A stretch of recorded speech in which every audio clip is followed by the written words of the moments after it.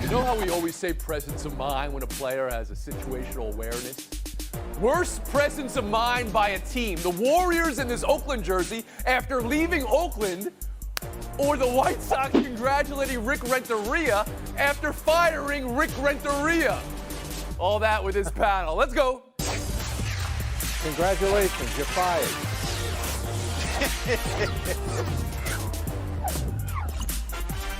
We miss you, Oakland.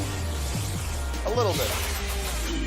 You decide 2020. You make the call. Pass interference or not on the two-point conversion. And after that, you Close. make the call on these Buccaneers, the team we did a story on last week, being the best team in the league by a mile, needing every second and the flag pickup to beat the Giants. Let's start out in New York, around the horn, Frank Isola. You know, Tony, when I'm watching it live, I thought it was pass interference, and watching on the replay, I didn't. I understand the referees don't have the benefit of replay like they did last season, but I actually don't see anything wrong with them getting together, making the call, and I believe that they got it right. It was a tough one for the Giants, but I think in this case, I don't think it was pass interference. It was just a bang-bang play, and Tampa got a little lucky. Emily Kaplan. Yeah, I don't think this is a referendum on the refs because, as Frank said, it's a bang-bang play. It's really a referendum on Daniel Jones because if he makes a good, even an average play there, remember, it's a design play. We're not talking about this. You don't deserve to win a game if you're relying on the refs for the last play. Woody Page. Well, I think you have to decide whether you trust the line judge, the back judge, or Joe Judge. And in that case, the referee said after the game that because it was a simultaneous play where the ball and the defender arrived at the same time. It's not like baseball where the tie goes to the runner. In this case, it goes to the wide receiver. Mm-hmm. And how about you, George Dano? Tony, being a cornerback is arguably the toughest job in sports right now. You can't touch the receiver. You can't do anything to them. And in this case, the referees did get it right. And you know what? He got there right at the exact moment that the ball got there. I thought it was that in real time, and I think that the replay just justified that. Isola, you want to add something? Here would be the question, though. If Tom Brady makes that throw, it's the same exact play. Are they picking up the flag? Are they doing that for Russell Wilson? Or is that a team that went into the game 1-6 with an inexperienced quarterback who hasn't won anything? I think that sometimes factors in. Interesting. You know, and Emily, you brought up it was not a great pass. Well, that shouldn't factor into whether there's a penalty or not, right? I mean, you can't make your calls based on whether the players made a good play. Can the Buccaneers be the best team in the conference if they need a whole game to beat the Giants, Frank? Well, they look great against Green Bay, but I would say this. I still put them behind a team that they've already lost to New Orleans. I put them behind Seattle. They're a very good team, but they were on the verge of losing that game, that terrible turnover that they had early. They were settling for field goals. They were very beatable last night, but give them credit. When you go on the road and you don't play your best and you still win, that's when you look like a playoff team. Okay. Whether or not they look like a Super Bowl team, I'm not sure about. So you're giving them a little bit of credit. Emily, what did you see from Tampa Bay? I'm not worried about them at all. I mean, style points don't matter. Your record does. Tom Brady typically doesn't play his best football until a month from now. He's getting reinforcements, and nobody's talking about it, but they still have the best rush defense in the league. Mm-hmm. Woody Page? Well, they do have a great defense, but I'm not seeing anything out of the offense that proves that they're ahead of everybody else by a mile, maybe by 1 yard, because that's what they won by last night.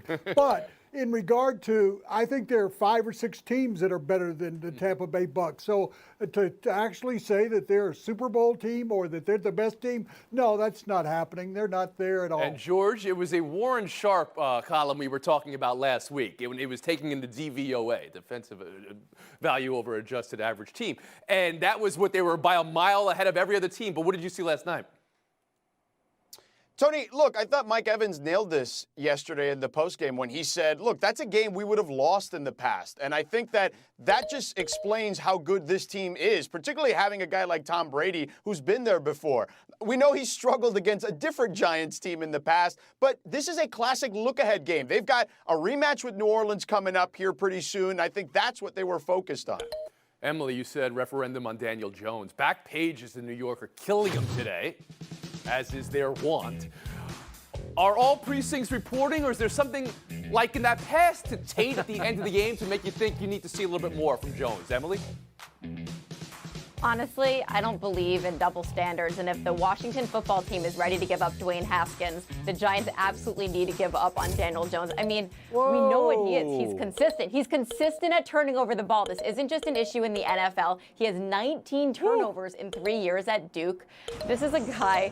Look, the Giants are an awesome team under Joe Judge. They play hard. They've improved in every game. They deserve a quarterback whose ceiling is better than, honestly, a watered-down Carson Wentz. Woo! Frank Isola, you want a timeout, please? The floor is yours, Frank.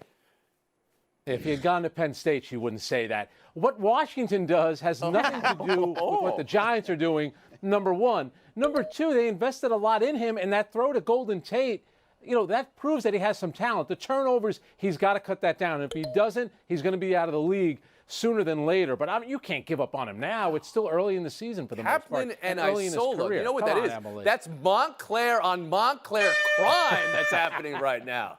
She started it. We're taking a break on this, and we're going to move on to Bill Belichick. In the midst of his first 4-game losing streak in 18 years, he's venting. I mean, look, we paid Cam Newton $1 million. I mean, it's obvious we didn't have any money. It's nobody's fault. That's what we did the last 5 years. We sold out and won 3 Super Bowls, played in the 4th, and played in an AFC Championship game. This year we had less to work with. It's not an excuse. It's just a fact. George Sedana, how do you hear Belichick there? Tony, everybody always rips me because they say I don't say anything in these press conferences. And I finally say something in these press conferences, and everyone's all mad at me because I'm saying something that's actually the truth. What do you want? Do you want honesty, or do you want me just to keep mumbling and tell you nothing? Look, give the man some credit for once. Come on. All right. If you want to really commit to the impression, you got to lose the jacket, put on a hoodie. Go ahead, Woody Page. Sure, I think he was being totally honest for the first time since I first met him with the Denver Broncos as assistant coach in 1977. He never tells us anything. He actually spelled it out, I think. They won 3 Super Bowls. They were in a 4th. They played in the AFC Championship. If that's selling out, I think every city in the NFL would love to have that sell out. And so, yes, it's going to come back to haunt you. Eventually, George, you're going to have to pay Peter to pay Paul, whatever that is. I don't know what it is or what you're trying to say, but I do hope that the FCC wasn't listening. Go ahead, Emily Kaplan. Bill Belichick, totally honest, really, Woody. Look, I appreciate his candor there, but I wish he was also honest about this. His draft strategy has crippled this team. He has tried to trade down into the draft to amass more picks, but that has left them without first and second round talent. And they've whiffed when they do have first and second round talent. They haven't had a Pro Bowler since Jamie Collins. They haven't drafted one, rather, in 2013. And before that, they drafted 13 Pro Bowlers. So you can't win under the salary cap, but you also can't win when you are not drafting homegrown players. Good information from Emily. And who's doing the drafting, of course? Some might say Belichick. I would say Belichick's dog is doing the drafting. Remember that? And how about you, Frank Isola? I got a book idea for one of our panelists, Woody and the Hoodie. There you go, your days in Denver with Bill Belichick. Bill Belichick, let's remember, Tony, all he's done is win. All right, so this year they have a losing record. Remember something. Not only did a legendary quarterback leave, but he still has a lot left in the tank, and he has 20 touchdown passes. The Patriots this year have 3. So when you lose, take away a great quarterback from any team, and they're going to struggle. So I'm going to give him a mulligan this year.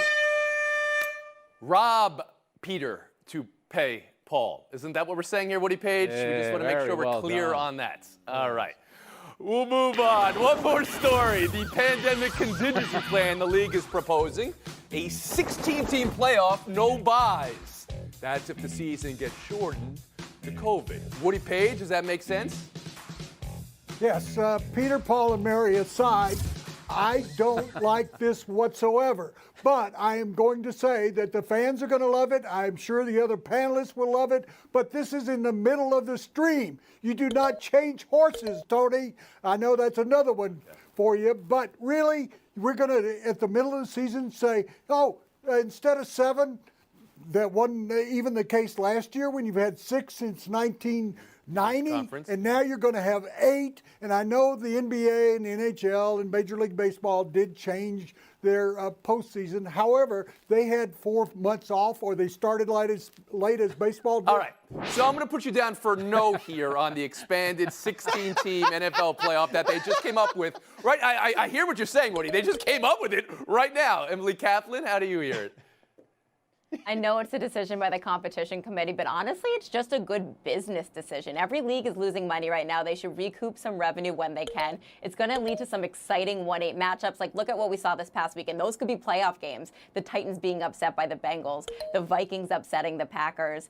This is good stuff. More fan bases engaged longer in the season. That's better ratings. Right, Isola? Now you're making sense, Emily. I completely agree. But I would say this. If I finish with the best record in my conference, I'm always thinking I have a bye, and then I have to win one home playoff game to be hosting a championship game. You're going to be missing out on that, but for those of us who live in cold weather cities, we love the idea of being home on a Saturday and a Sunday in January. Well, hold on a second, Frank. You're with the Jets and Giants. You're going to be home no matter what. You're not going to be covering any playoff games. So let's get that straight. George Sedano, how about you? Tony, to quote the great philosopher Ted DiBiase, everyone's got a price, and that's what this is about. This is about money. Every time you watch a game late in the season, there's a column with the teams in the playoffs and another column that says in the hunt. And the more teams and fan bases that are in the hunt, the better for the National Football League. All right, Woody Page, I'll give you the last word. Oh, yeah. George, we want guys in the hunt that have records of 3-7. Yeah, I want those people in the hunt. They should be out of the league for the season, not relegation. All right, Woody Page. Well, now you got me. Everybody has his price. There you go. Sedano's in the league. Woody Page, some hard times. Like Dusty Rhodes, some hard times. Emily Kaplan running out with the lead. Take off by herself, Em. And Frank Isola with some work to do in 2 minutes. She wants to get rid of Daniel Jones. If the NFL goes to that 16-team playoff we just talked about, that Woody Page broke down from every possible angle, the Miami Dolphins are even closer. They've won 3 straight. They have the best point differential in the division by a lot. And this Adam Schefter report that they made the move to Tua, at least in part because they're loaded with draft picks this upcoming draft. 2 in the first, 2 in the second, everything behind that. George Sedano, buy or sell Miami's decision-making there? I'm buying it, Tony. They're finally doing the smart thing. This is a team that hasn't done the smart thing for 20 years. They need a wide receiver and a running back. The best wide receiver in the draft is Jamar Chase. He may go in the top 10. They own the Texans pick, which is number 4 right now. If he can't play, you go draft one of these guys, Justin Fields, Trevor Lawrence. Go big or go home if you're the Dolphins. Woody Page?